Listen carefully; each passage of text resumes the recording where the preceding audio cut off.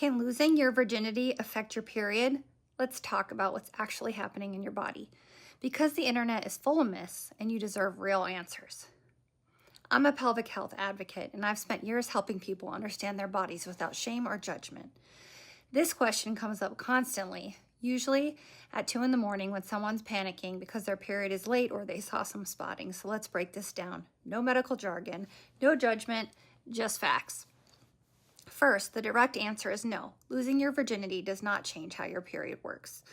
Your menstrual cycle is run by your endocrine system. Think of it like a very precise clock inside your body. Every month, estrogen builds up in the lining of your uterus. Mid-cycle, you ovulate, then progesterone kicks in to maintain the lining.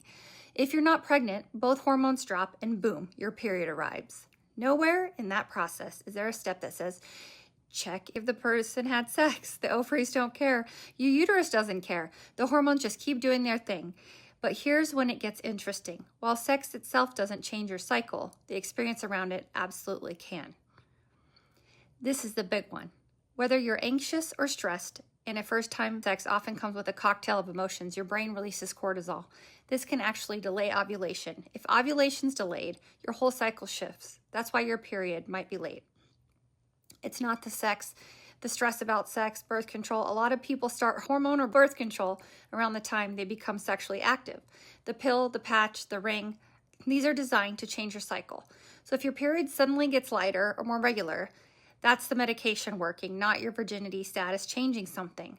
Heightened awareness before you were sexually active, a period that was a day late probably didn't even register. Now you're tracking everything like a hawk. You're noticing normal fluctuations that were always there. Part 3. Now let's talk about bleeding after the first time of sex, because it confuses everyone. Some people bleed, some bleed a little, some bleed a lot, some don't bleed at all. And this has nothing to do with how pure you are or whether your experience was real. It's just anatomy. The hymen, that thin tissue at the vaginal opening, is flexible. It has a natural opening that lets period blood out. For some people, it stretches easily during first-time penetration. For others, it might be stretch a bit more, cause light spotting. We're talking a few drops of pink or red blood, not a heavy flow. This is not your period. Your period comes from a uterus shedding its lining. This is spotting just from the vaginal opening. Completely different sources. And here's something important. If there's not enough lubrication, or if you're tense because you're nervous, this can cause minor friction irritation. That's actually more common than hymenal bleeding. This usually stops within a day. If you're experiencing heavy bleeding that soaks through a pad, that's not normal after sex. Talk to your healthcare provider. Now, part 4. Quick myth. This is a quick myth-busting round. Will tampons take away my virginity? No. Virginity is a social concept, not a medical state. A tampon is a piece of cotton. It can't change your sexual experience status. Will I feel different down there? The only change in sensation comes from your hormones throughout your cycle. Before your period, progesterone can make your pelvic floor muscles tenser, and that's why you might feel tighter.